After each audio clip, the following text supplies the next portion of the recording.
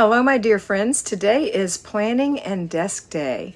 So if you're a payroll homemaker, you could do your planning and desk day on Sunday afternoon when it's nice and quiet. But if you're an at-home homemaker, today is the day. Remember that planning and desk day is 4 parts: food, finance, inbox, and planner. So you want to get your planner out and be super mindful about planning for next week. You're planning for next week from the beginning to the end, not this week. This week is already planned. Fingers crossed.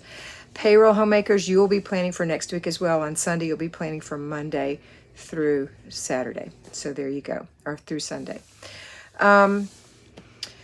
Okay, we're all going to get up this morning and do all of our routines: morning routine, laundry routine, paper routine if you have it, and then we're going to finish with our after dinner routine and before bed routine.